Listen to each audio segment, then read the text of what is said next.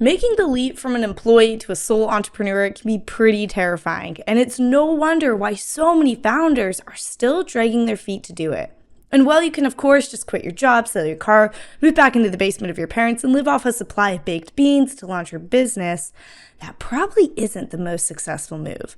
So I've wheeled in my buddy Roman, who has just spent the last 18 months building an exit strategy so he can move his branding agency from a side hustle into a full-time gig.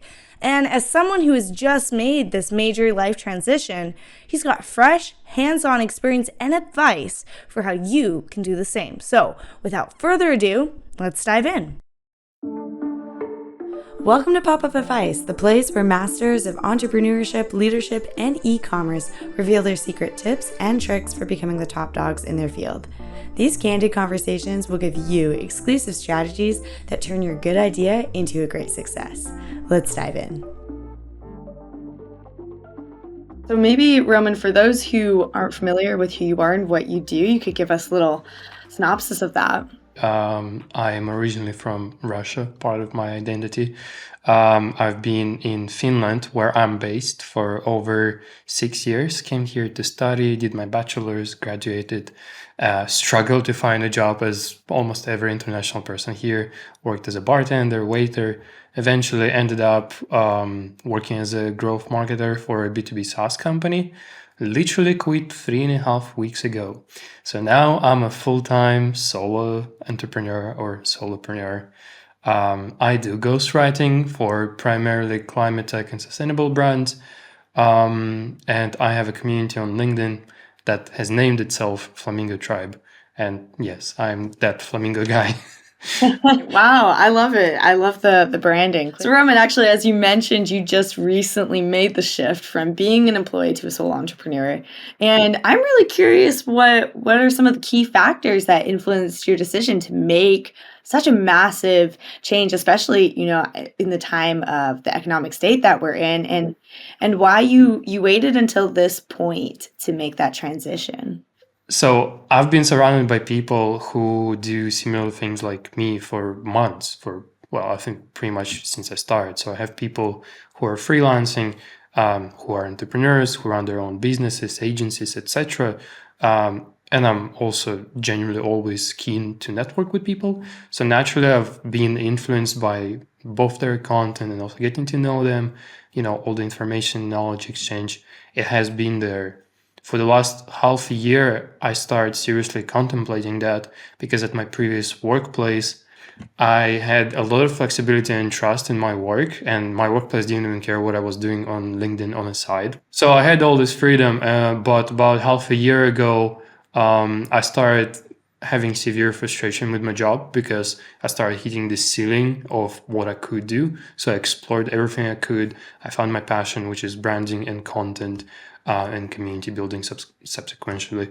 But the entire company is very sales, cold outreach driven. So I started getting resistance on a lot of ideas. And the thing around mid-December, I talked to one of my friends, and she might be a reason for a few big personal branding people out there quitting their job and starting their own agency. So she was definitely the right person to go to.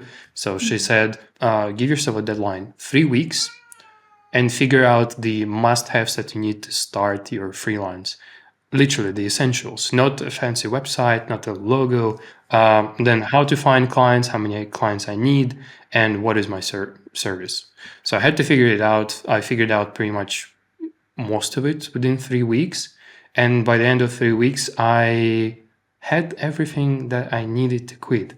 So I told my boss that I'm quitting. I gave him a 1 month notice, decided to take a leap. So I jumped, and it's still pretty scary, but one thing that makes me very fulfilled is the fact that if I fuck up, it's my fuck up. I own it completely. I don't need to run it through management. I don't need to justify anything to anyone. I can say no to prospects. And then I made a couple of announcements as well in a time period before actual quitting and a little after that. I'm now finally a full-time freelancer. So I had a couple of leads, And now I am working on 3 freelance projects that are keeping me fed and with a roof above my head. Yeah. Well, I think that's a very beautiful strategy there in the sense of I love the 3 week deadline of just figuring out what you need and having that sorted. That puts you 3 weeks ahead of like that puts you three Yeah. weeks closer to income generation. And then to also have been building your brand for a period of 18 months, you already have an audience to pitch your product or your service to. You have quickly identified, okay, I manage content and branding, which is very niche. How did you go about finding that and like knowing that that was where you were going to head? Quite big chunk of my journey has been just YOLO, you could say. Yeah. So how I approached it. The very first 4 months were experimental. I had no idea what I was doing. I had 3 topics I was talking about, the typical content pillars as everyone preaches. I was talking about digital marketing because I had some experience in it. I was talking about personal branding because that's something I wanted to learn, but didn't really know much about yet. So I was really YOLOing there. And sustainability because that was my passion topic. Sustainability quickly dropped out. And, as a marketer, I try to base everything with analytics. And that topic really did not get any traction. So I removed it. And eventually, personal branding kind of absorbed the digital marketing.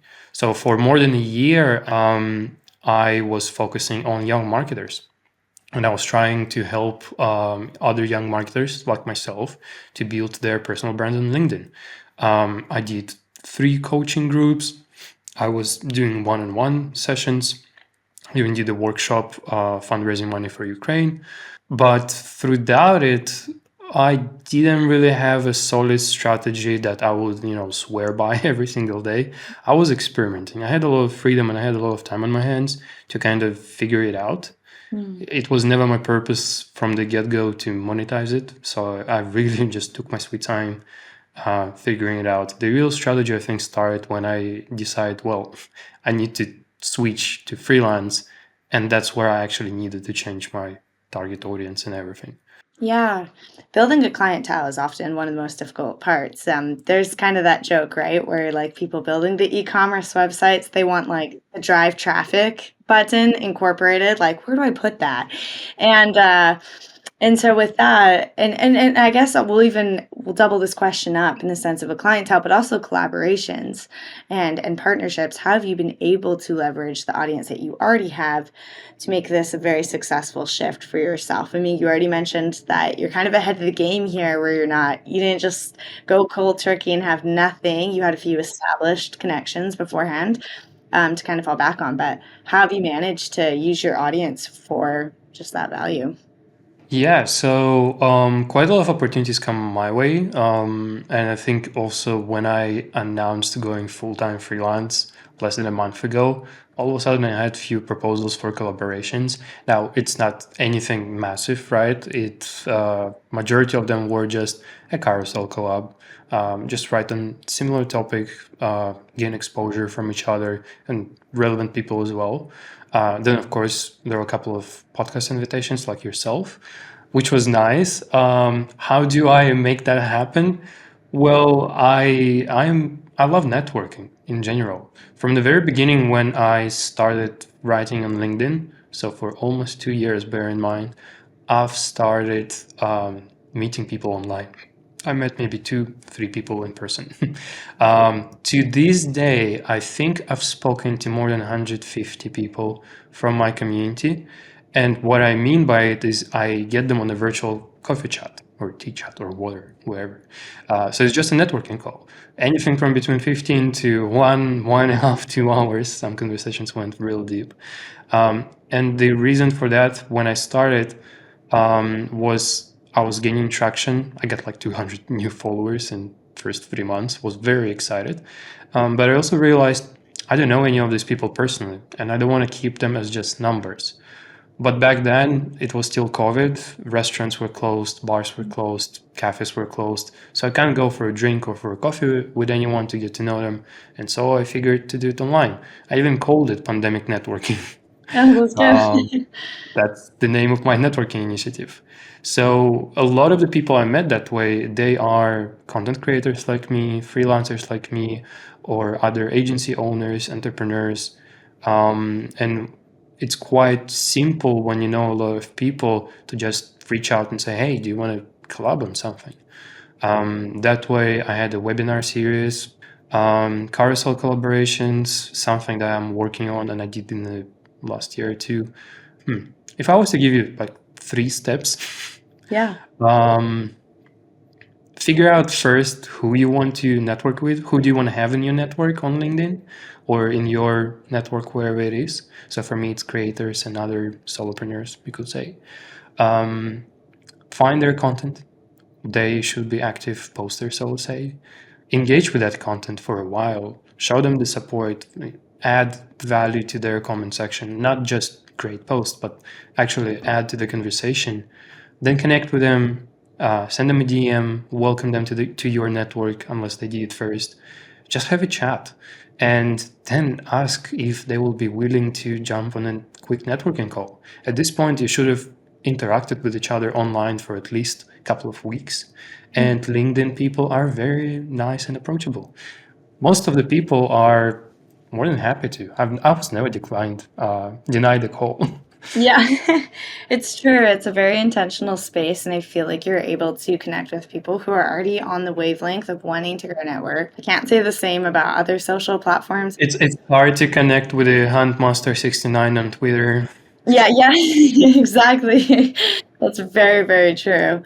And so just to kind of wrap up our conversation here today, what piece of advice, your top advice, which I know is always a tricky question to answer, but for that you would give somebody who is contemplating the shift from employee to sole entrepreneur, and if there are specific mindset shifts or habits or any sort of routines that you feel they should adopt to make it a smooth and successful transition? Well, I don't believe in one size fits all advice, so I'll give you based on my experience. Be ready for the lows and the highs, because all of a sudden when you switch, it's all on you. There's way more to do than you think. So if you're a content creator, you need to figure out your legal, you need to figure out your taxes. Depending on the country, it might be a real pain in the ass, or it could be just a little bureaucratic. You will question yourself all the time. Is it the right decision I made? Should I have stayed? Should I look for something else? But it's also at the same time okay to feel that way. Everyone goes through it.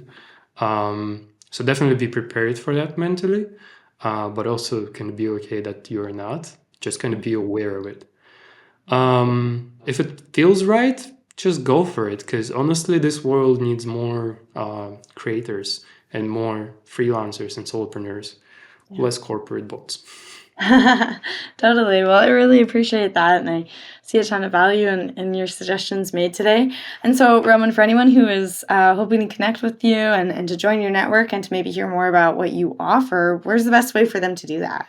The best way to do that is my own LinkedIn. I highly appreciate it when people add a personalized note when they try to connect with me. So if you're listening to this podcast and you're reaching out for whatever reason, please add a note, say, refer to the podcast, the name of it, and why you are connecting. I think I have about 400 people hanging in my connection request. Not to flex, just because I suck at sorting them, but I do accept people that have notes that make sense. I have some people that say, let's connect, or we have synergies, so this might work. Like, what the fuck does that mean? you know, just say hi. Like, I heard about you on podcast. Would love to learn more about this. Yeah, I'm very approachable. Well, that is great. So I really appreciate your time, and thank you so much for sharing your advice with us today. You're very welcome. Thank you for having me.